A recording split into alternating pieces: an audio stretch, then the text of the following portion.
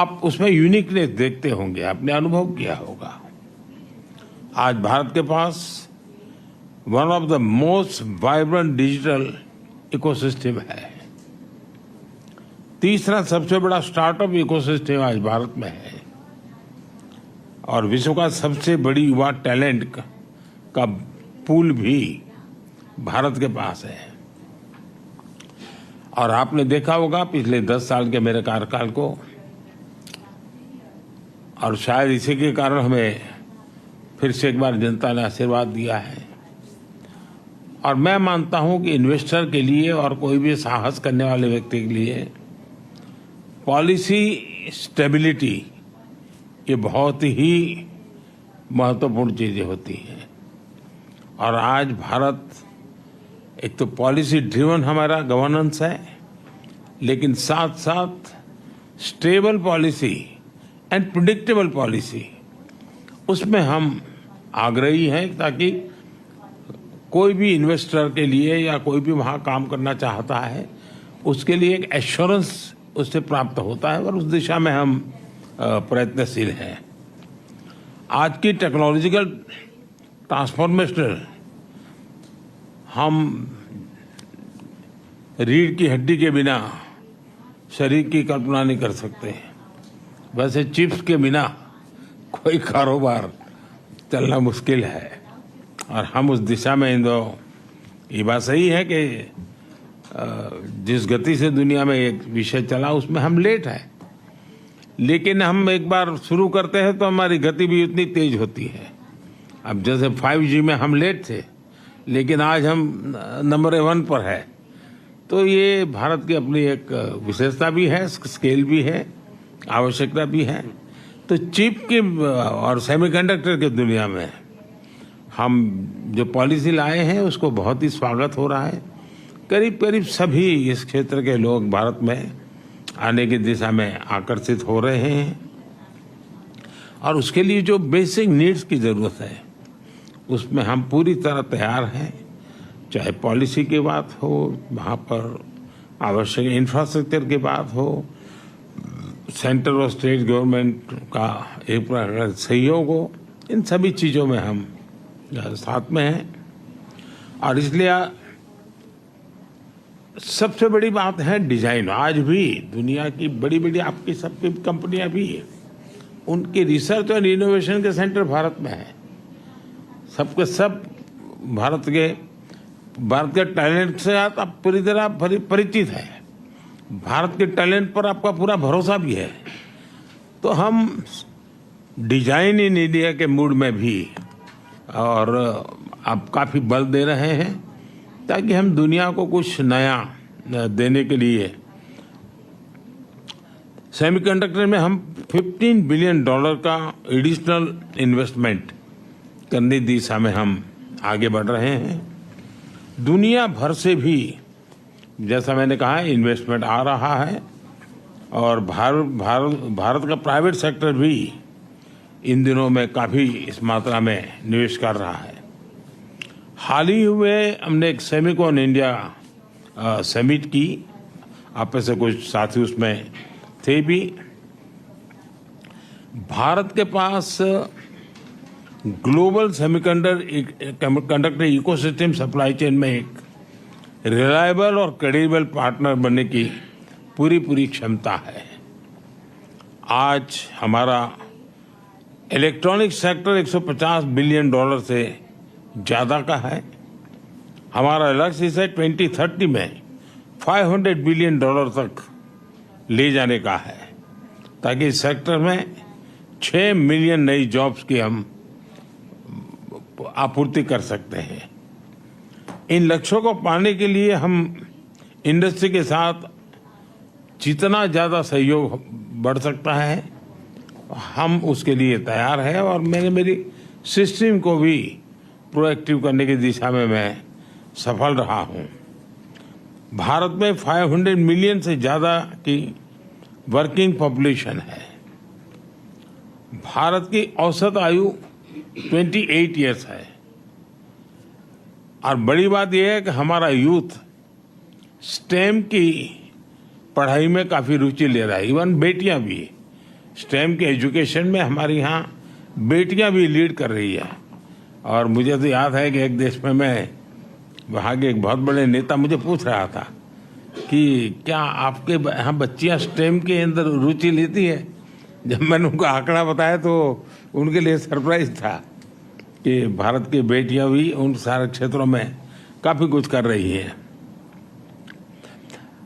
Youth का training and upskilling, ये मैं मानता हूं कि बहुत ही फोकस रिक्वायर है, क्योंकि जिस प्रकार से टेक्नोलॉजी में अपग्रेडेशन होता ही चला जा रहा है और स्किलिंग में अगर हम अपग्रेडेशन नहीं करते हैं तो शायद हम रुक जाएंगे। तो मेरा बल उस दिशा में भी उतना ही ज़्यादा है। और इंडस्ट्री 4.0 के लिए इंडस्ट्री रेडी वर्कफोर्स, वो हम एडवांस में काम करने की दिशा में आगे बढ़ते हैं। आपका अनुभव और आपकी रिक्वायरमेंट, उसके आधार पर अगर कोई हमारे पास प्रोडक्ट मिलता है कि भाई ये हमें चाहिए, तो हम उसके आधार पर काम आगे बढ़ा सकते हैं और बहुत तेज़ी से इसको हम बढ़ा सकते हैं।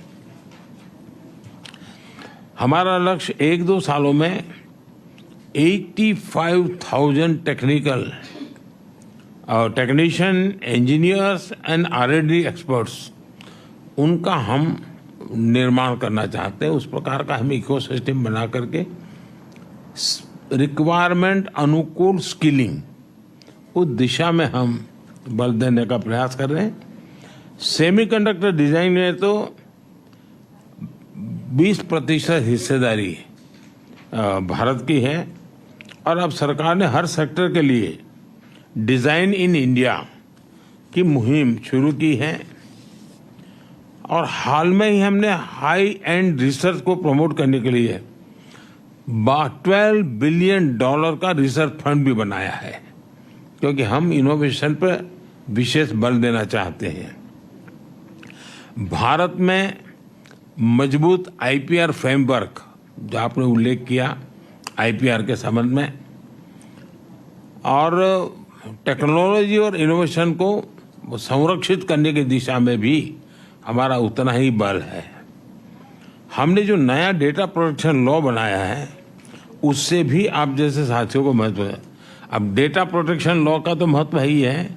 अब मैं डेटा पॉलिसी को लेकर के भी आ रहा हूँ और मैं गवर्नेंस के मॉडल में डेटा गवर्नेंस पर भी बल दे रहा हूँ। मैं गवर्नेंस में एक साइमल्टेनियस पिलर खड़ा करना चाहता हूँ, जो गवर्नेंस के ट्रेडिशनल मॉडल है, उसके साथ साथ एक गवर्नेंस का, डेटा गवर्नेंस का मॉडल, ये दोनों साइमल्टेनियस कैसे काम करे, क्योंकि बदलती हुई दुनिया में ये बहुत बड़ा रोल प्ले करने वाला है और हम उस दिशा में आगे बढ़ने का प्रयास कर रहे हैं।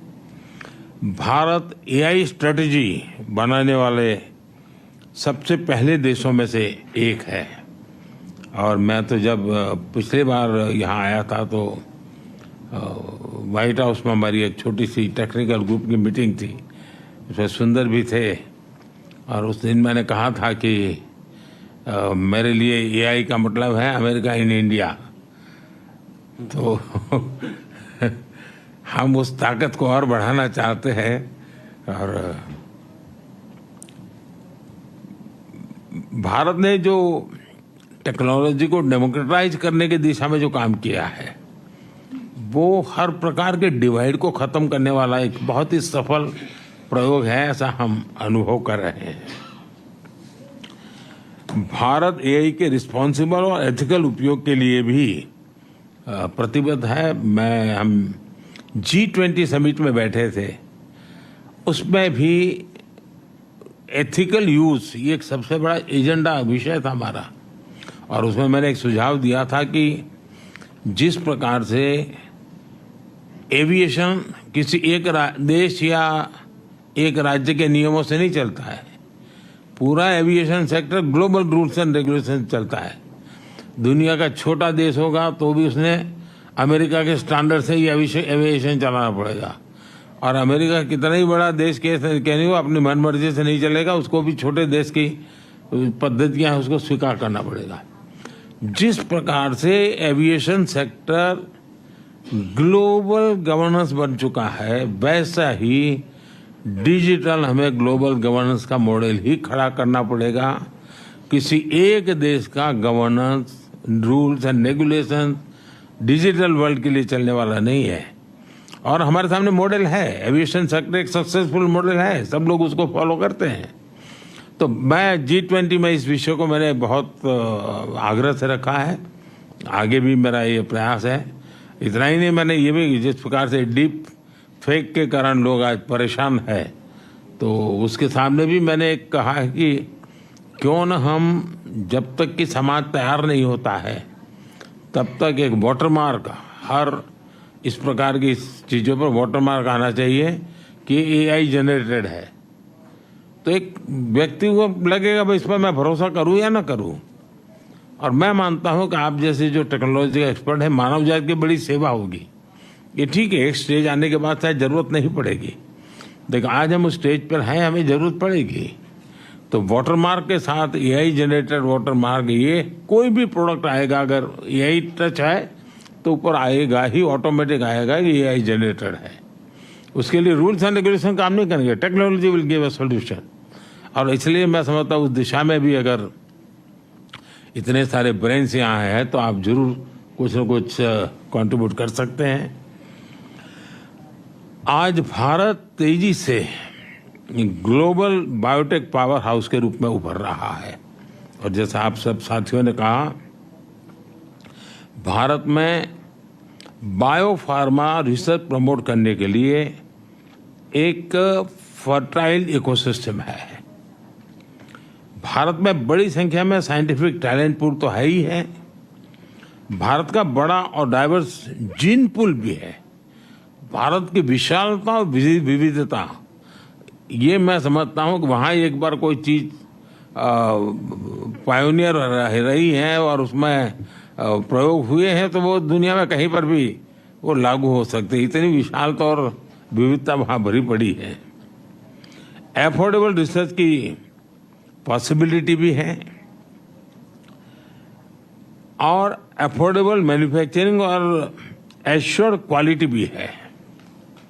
बायो सिक्योर एक्ट जो कैपेसिटी गैप क्रिएट का होगा, भारत उसे ट्रस्टेड और एफिशिएंट तरीके से पूरा कर सकता है। बायो मैन्युफैक्चरिंग को बूस्ट करने के लिए हम बायो E3 पॉलिसी लेकर आए हैं। आपके साथ ध्यान में आया होगा, पिछले सप्ताह ही मैंने मेरी कैबिनेट में बायो E3 की पॉलिसी हम लेके आए हैं और एक बहुत फ्यूचरिस्टिक पॉलिसी हमने बनाई है। बायो E3 यानी biotechnology for economy, employment and environment, इन तीनों चीज़ों को लेकर के मैंने बायो E3 पॉलिसी को बल दिया है। 2030 तक भारत की बायो इकोनॉमी बढ़कर $300 बिलियन की होने की हम संभावना देखते हैं। 2025 तक भारत में 10,000 से ज़्यादा बायो स्टार्टअप्स की संभावना मैं देख रहा हूं, जिसके कारण आप कल्पना कर सकते हैं ग्रास लेवल पर कितने बड़े काम की संभावना इस बायो के सेक्टर में भी होने की संभावना मैं देखता हूं। हमारा लक्ष्य है कि हेल्थ सिक्योरिटी और ग्लोबल चैलेंज के सॉल्यूशन देने में भारत लीडरशिप के रोल में हो, और जिसमें आप सबका सहयोग बहुत बड़ी हमें ताकत दे सकता है। भारत प्रो प्लैनेट पीपल की अप्रोच को लेकर इंफ्रास्ट्रक्चर बना रहा है, इनोवेट कर रहा है। 2030 तक 500 गीगावाट रिन्यूएबल एनर्जी के टारगेट को अचीव करने के लिए हम एक साथ कई स्तर पर काम कर रहे हैं, और इसलिए आपके लिए मैन्युफैक्चर में भी अद्भुत संभावना है। फ्रेंड्स, आत्मनिर्भर और सशक्त भारत की विकास यात्रा में आप सभी को मैं एक सहयात्री के रूप में, एक सहभागीदारी के रूप में हमेशा मानता हूँ, देखता हूँ, और उस प्रकार से हमारी यात्रा भी रही है, आप सबका अनुभव भी है। और मुझे विश्वास है कि भारत और अमेरिका की टेक कंपनीज मिलकर ग्लोबल चैलेंजेस के समाधान से मैं अहम रोल निभाएगी। मेरी टीम आपके जो सुझाव मिले हैं उसको भी, और आपने जो एक विश्वास व्यक्त किया उसको भी, हम उसको बड़ी गंभीरता से लेते हुए आवश्यकता के अनुसार उसको हम फॉलो अप भी करेंगे। मेरे द्वार तो हमेशा खुले रहते हैं। मैं हमेशा एक विद्यार्थी की तरह आप सबसे कुछ सुनता हूँ, सीखता भी हूँ, और गवर्नेंस में उसको लाने का प्रयास भी करता हूँ ताकि मेरा देश भी उतना ही तेज़ी से आगे बढ़े। लेकिन मैं फिर से एक बार आप सब समय निकाल करके आए, मैं आपका बहुत बहुत आभारी हूँ, और मैं आपका हृदय से आभारी हूँ कि आप चिंता किए और इस काम को आगे बढ़ाए हो। बहुत बहुत धन्यवाद जी।